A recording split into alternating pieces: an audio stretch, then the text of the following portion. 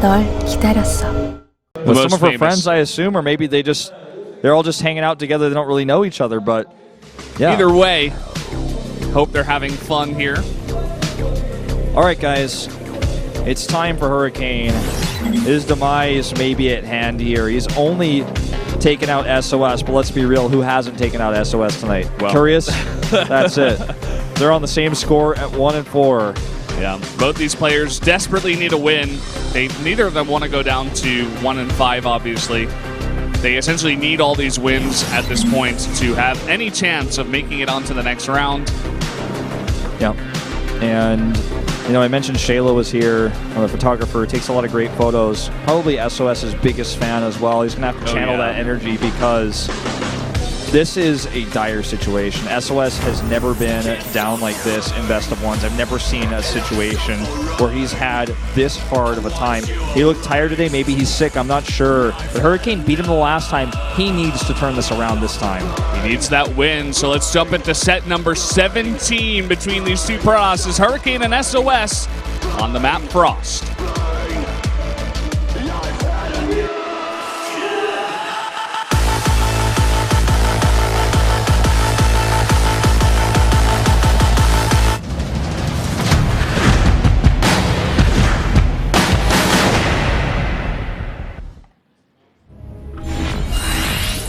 Here we are on Frost for the second time tonight. And up in the top right, in the red, the Protoss player, he is Hurricane.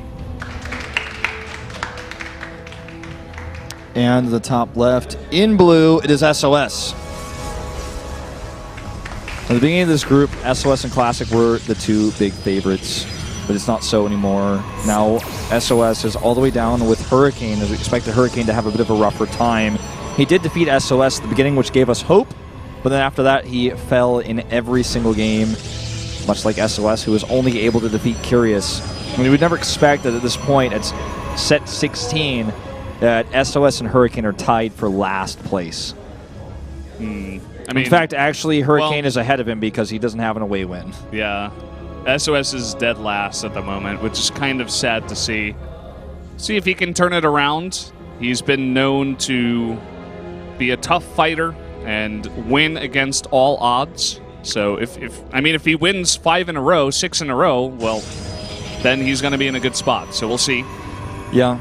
I mean, he has gotten reverse all kills in the past in the same type of best of one format. He knows all of his opponents. He's played against them all once before. He probably learned something in every single one of these. He's also got the generic coach who I would say right now, I mean, hey, they won round 2. Probably the best coach in Kespa right now in StarCraft 2, just based on that result alone. And he absolutely can bounce back. Let's see if he can do it. And the same is true of Hurricane. I just feel like SOS is the more likely candidate to come back. SOS does get a lucky scout as well, whereas Hurricane scouts incorrectly to the bottom right. So he's going to get a little bit of extra information here. Not much to see. It is going to be a double adept on both sides. Whoops. Whoa. Flying out there. He's going to commit to a pretty long scout. He knows the timing of that mothership core and when it comes out. Yep, you can even see it in production. And they both come out at the same time. Both adepts about to pop. Now we're going to see the variants. Who comes out with what tech? 2 stalkers apiece first. Hurricane sticking around too long with that later scout. Actually going to lose his probe. Yeah, SOS actually gets the watchtower here, so that's a small victory. Not going to chase after these shades, but look at this. Hurricane is actually farther across the map than SOS is. Both players are going to have 2 stalkers popping out here, plus the mothership core, so it should be enough to stop this, but Hurricane, it looks like he wants to commit to some kills. Hurricane will bounce away now into the main base. Looks like you got 1 kill. Can you get 2? Ooh, no target. Oh, okay, there we go. Not going to get the 3rd, though. Scouts the Nexus. They can't deny it, whereas SOS does deny. And is going to commit to the Shade Scout while walking away, and is significantly ahead in that Nexus build time. Yeah, I mean, Hurricane's got 3 extra probes, but when your Nexus is this far behind, as you said, SOS in the lead here for sure. Looks like SOS going to be the first to lay down some tech, too. Stargate is going to be the tech of choice, whereas Hurricane just goes for robotics. Gonna commit some Adepts to harass as well here. May have forgotten to cancel a Shade and just use the micro there. Not entirely sure what happened there. He sees the tech. He does see the tech, which is maybe why he wanted to stick around to say, like, okay, we'll kill probes maybe too, and also delay your tech unless you show me. And if you do show me, then, well, I saw it. Twilight Council coming down after the Robo. Not necessarily meaning we're going to see anything crazy. It might just be Blink to help secure the third base. It could be Dark Shrine for like a later DT drop, but I think we're just going to see Blink. We're definitely not going to see Glaives, right, like in PvP, but let's see what he goes for. Yeah, I think going for a DT drop would just be... It's oddly timed. It would be weird. Yeah. It'd just be one of those things where you're hoping your opponent only made one observer greedily and it's across the map, and then you get into his base behind that observer before he sees your Dark Templar tech. Yeah, it's just kind of, it's a bit nonsensical. As it stands, the investment to the Twilight Council is way too early, as he hasn't spent anything on that. He hasn't made a Dark Shrine or Blink. And he has all this gas, and he just can't really spend it yet. Okay, there it is. There's the Blink. Okay, it looks like he really just wanted to secure his base before going for this. SOS's Oracle is going to come up here. Now, what he'll probably do is wait until he shades towards the main to draw the units away, and then he'll go for the harassment. Meanwhile, Hurricane does have the potential of getting his own damage done with just 2 Adepts. Okay. Showing these shades here, actually committing to them. I think a mistake here, although he's committing to the Oracle, so maybe not. Maybe the priority there on the Adepts is what he wanted. Gets 7 probe kills in total. Ooh. Nearly gets a sentry. Yeah, very close there, but it is saved. Oh, tries to wall these out, but is denied. And if this does as much damage as what SOS did, it's definitely going to be a positive trade. It's not you actually can't run for the pylon maze. Oh, and kills the Oracle there. Yeah, SOS focusing on defense. Hurricane needs to get these out of here, or get this Prism out of here. I was like, what happened to those Adepts? They disappeared. Like, I think this is actually, it's been a long day. Hurricane is starting to get ahead. Yeah, he's doing a lot of damage. Massive damage here. 10 kills, 11 kills, one more. There it is, 12. Hurricane did way more. He didn't lose an Oracle, for example. He didn't sack his Adepts to get a few less kills and then also lose an Oracle. He's just playing better right now. The one thing I would argue is that Hurricane has the better tech. Or excuse me, SOS has the better tech. Hurricane is going for the Blink. He has a lot of money he's about to gain, though, with that third base and can go for a large Blink Stalker Force to kind of control the map. This Warp Prism surviving is also kind of a big deal. Well, he's going to be in position to at least spot it. Doesn't have too much energy on that Mothership Core, but can lay down one overcharge. It's not a tight wall, and he's going to be able to shade here into the natural. Gets a few more kills. The big key is he sees the extra gateways going up, and all he has to do is confirm that there's no third base, and he's like, oh, okay. It's just going to be a big timing from SOS. And you can see he's already adding a couple of extra gates just for that defense, too. He needs to have equal amounts of warp-ins. And for him, he's probably looking at this like, okay, well, I mean, I'm going to have 3 base economy, so, oh, God. SOS, what's he looking at? He's not on this game today. I have to say, obvious. This is like, yeah, and I'm not even saying he's a bad player. He's one of my favorite. He's absolutely one of the best in the world. He's a BlizzCon champion, but he is having, I have not seen SOS play this bad since when Kespa first switched and he was on Woongjin. He didn't know how to play StarCraft 2, man. This guy is a god, but today he is mortal. Today he is making mistakes like all of us make. Okay, look, this base is so late scouted, and I was joking we're going to see Glaives in this matchup, but I guess we are. Glaives are on the way. Yeah, you could add some Adepts into your army. You get it a little bit later on. I mean, we do see it from time to time. It's just much less significant because you want to sink most of your minerals in the late game into Zealots. And Charge is much more popular, obviously.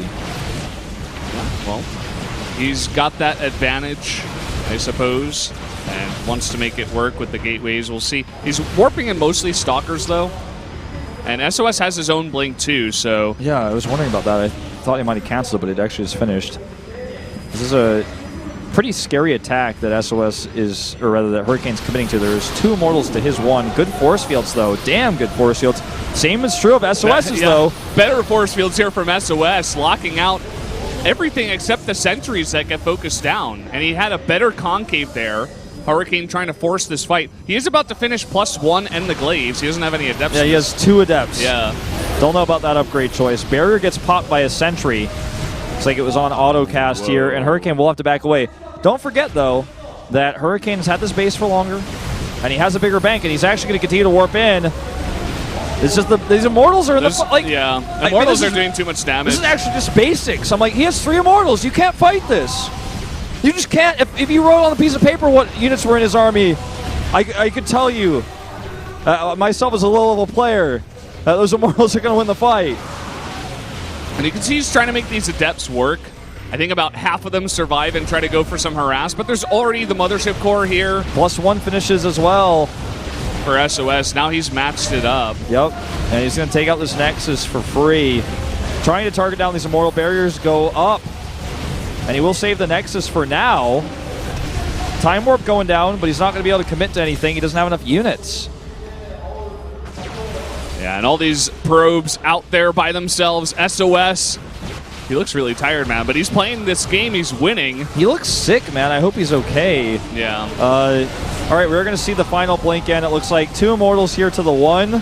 That one on the right side with a good angle, but lifts. Look at that Phoenix. It's got about 12 health. It's like, yeah, I'm doing my job. I'm going to take that up for free. The Immortals have won this fight. I wish we could click on it and see their kills. I mean, I guess you can because we have an observant PC this time. Let me do it. 3 and 3. Okay, it's not that important how many kills they have. It's the amount of damage they did, realistically. Yeah. I guess, you know, I mean, it'd be cool if they had a lot of kills, but it's really the damage they're doing. You should have a damage counter for these units. They really should.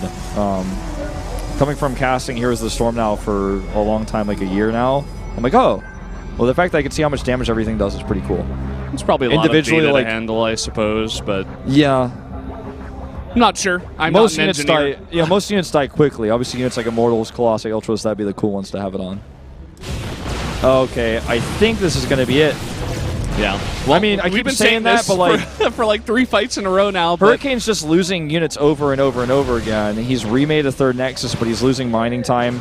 This little harass that he did over here was nice and all, but it wasn't enough. Yeah. And look, now he controls this location. He can kill this base. The Stalkers are out of position.